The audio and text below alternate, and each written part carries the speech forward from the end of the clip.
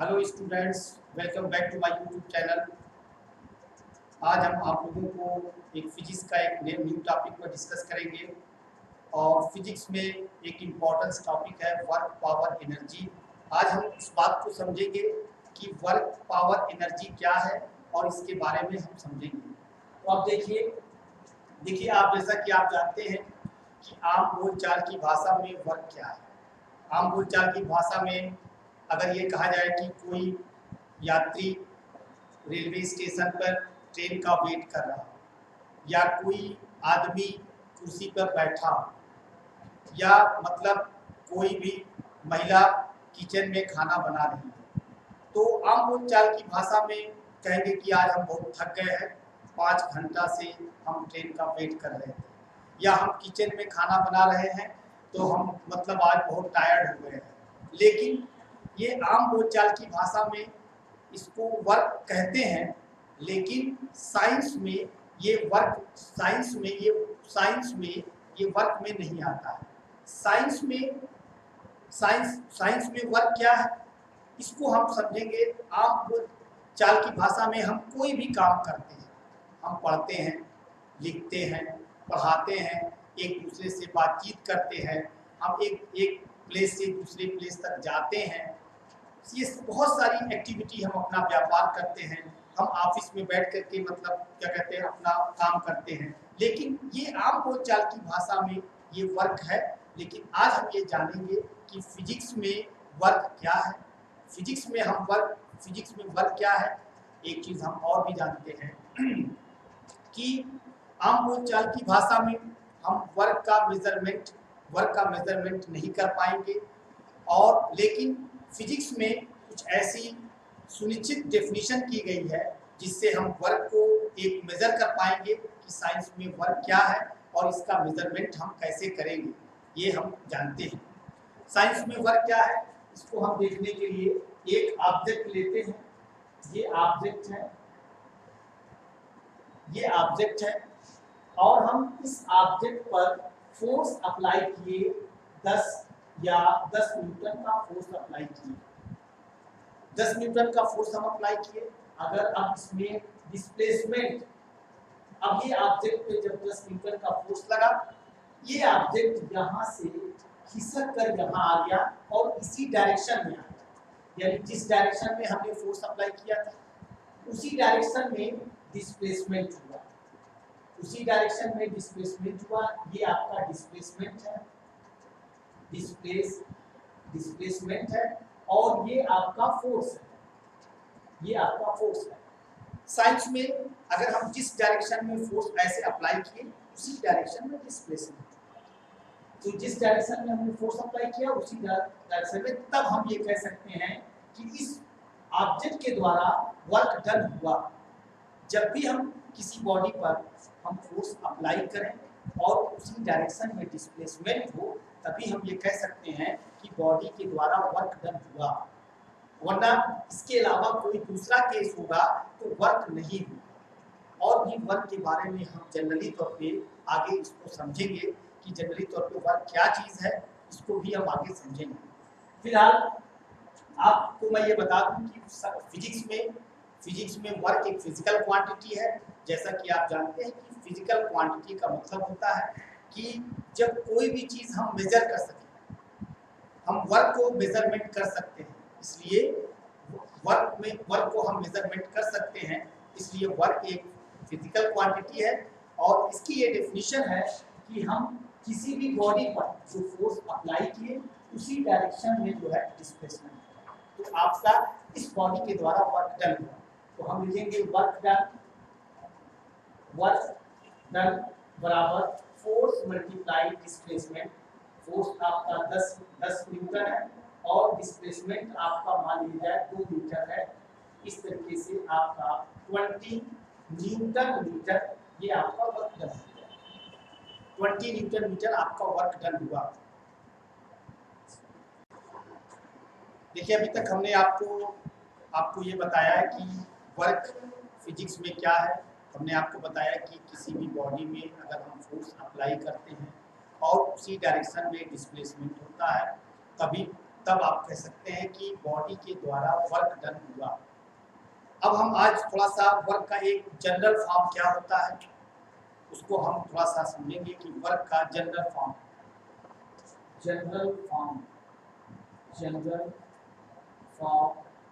Of work.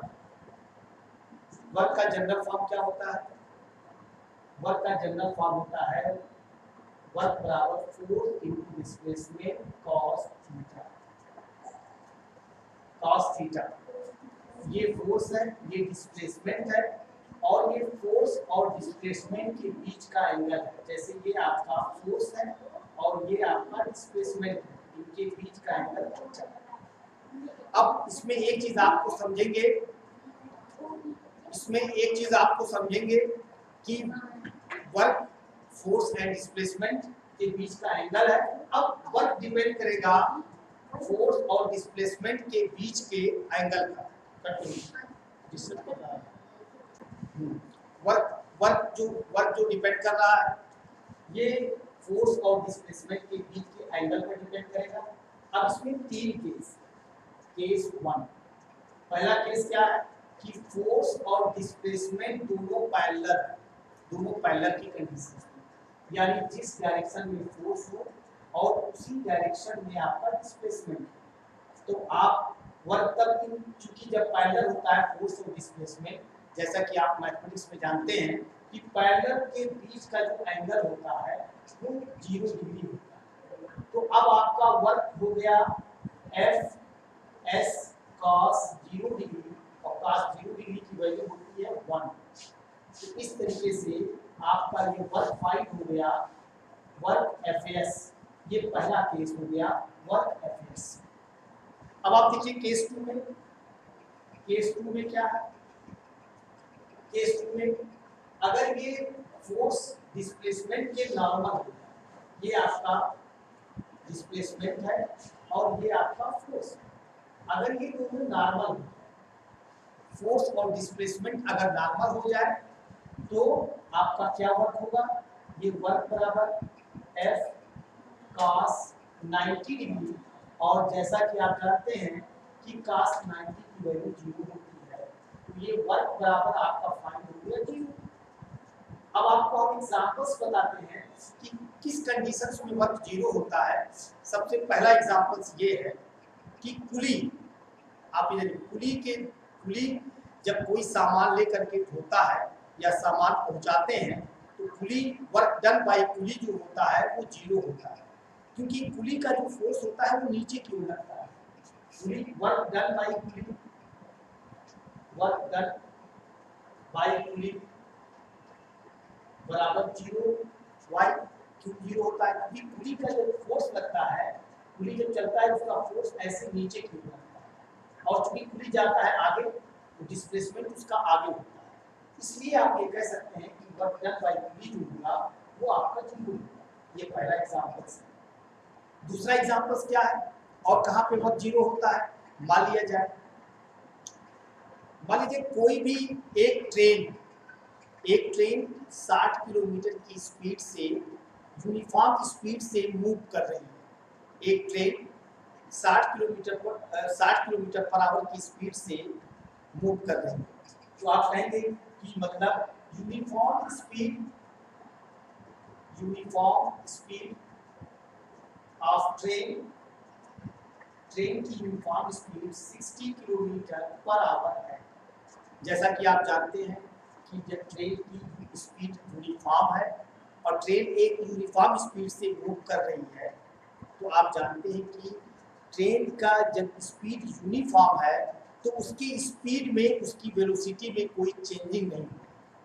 जब train की velocity में कोई चेंजिंग नहीं हो रही है तो ट्रेन में एक्सीलरेशन जो है, एक्सीलरेशन प्रोड्यूस नहीं होगा। आप जानते हैं कि when the train moving uniform speed, then acceleration 0, आपका एक्सीलरेशन 0 होगा। Why?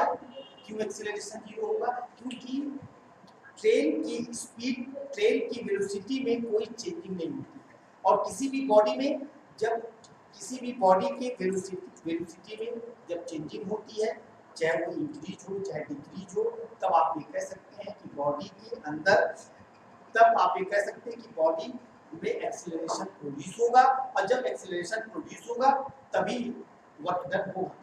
अब यहाँ पे चूंकि फोर्स बराबर आप जानते हैं कि मास इनटू एक्सीलरेशन होता है, और मास आपका होगा ही होगा, एक्सीलरेशन आपका जीरो हो गया, जिससे आपका फोर्स जीरो हो गया। तो इस केस में आपने देखा कि फोर्स जीरो है, तब आप ये कह सकते हैं कि वर्क जो होगा ट्रेन के द्वारा वो जीरो होगा, work done by train zero होगा। ये चीजें आप समझ जाएंगे कि work done by train zero हो जाएगा। एक केस और मैं आपको एक एग्जांपल और देता हूं, यहाँ पे लीजिए work done by train, train के द्वारा जो वर्क डन होगा वो आपका जीरो होगा। तीसरे केसेस में क्या, तीसरा केस आपका है कि अगर आप बहुत ही फोर्स के साथ वॉल को पुश करें, बहुत ज़्यादा फोर्स के साथ पुश करें, अगर आप वॉल को पुश करेंगे तो मतलब चाहे 10 मिनट तक पुश कीजिए, चाहे आधी घंटे तक पुश कीजिए, तो आप चाहे जितनी मेहनत कर लीजिए, लेकिन दीवार अपनी जगह पे ही रहेगा, वो खिसकेगा नहीं। और जब दीवार खिसकेगा नहीं तब आप उसका डिस्प्लेसमेंट हुआ नहीं, और जब डिस्प्लेसमेंट हुआ नहीं तो वर्क डन बाय यू आपका जीरो हो जाएगा। यहाँ पे तीसरे केस में वॉल पे जब आपने फोर्स अप्लाई किया, क्योंकि आप जानते हैं कि वर्क बराबर फोर्स इनटू डिस्प्लेसमेंट, वर्क बराबर फोर्स इनटू डिस्प्लेसमेंट। अब चूंकि आपका फोर्स तो एक्ट हो रहा है लेकिन डिस्प्लेसमेंट चूंकि वॉल का जीरो है, तो आप इस केसेस में भी आप कह सकते हैं कि मतलब वर्क आपका जीरो हुआ। आपने देखा कि मैंने 3 केसेस बताया। पहला आपका एग्जांपल मैंने बताया पुली, जिसमें उसका फोर्स नीचे की ओर लग रहा था और उसका डिस्प्लेसमेंट आगे को हुआ। सेकंड केसेस में मैंने आपको बताया यूनिफॉर्म स्पीड से ट्रेन मूव कर रही है, जहां पर उसका एक्सीलरेशन जीरो हो गया, और चूंकि फोर्स बराबर मास इनटू एक्सीलरेशन होता है तो फोर्स जीरो हुआ, इसलिए work done by train zero हो गया। थर्ड केसेस में चूंकि आपने किसी वॉल पर फोर्स अप्लाई किया, वॉल पे जब आपने फोर्स अप्लाई किया तो वॉल खिसका नहीं, फोर्स तो आपने बहुत ज्यादा लगाया जिसकी वजह से आपका वॉल नहीं खिसका, इसलिए डिस्प्लेसमेंट वॉल में नहीं हुआ, और जब डिस्प्लेसमेंट वॉल में नहीं हुआ इसलिए वर्क डन आपका जो है वर्क डन बाय यू जो है आपका जीरो हो जाएगा। अब आपको मैंने वर्क के बारे में थोड़ा सा इंट्रोडक्शन और थोड़ी सी बातें वर्क के बारे में बताया, बहुत सारी चीजें अभी और बाकी है बताने के लिए, और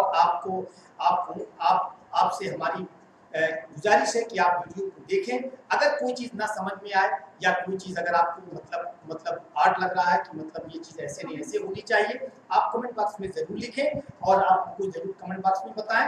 हम कोशिश करेंगे कि आपको बेहतर से बेहतर वीडियो बना करके भेजें, ताकि आपका नॉलेज इम्प्रूव करे और आप एक अच्छे विद्यार्थी, एक अच्छे स्टूडेंट के साथ जो है आगे बढ़ें और देश की सेवा करें। यही हमारा है। धन्यवाद, शुक्रिया, थैंक्स।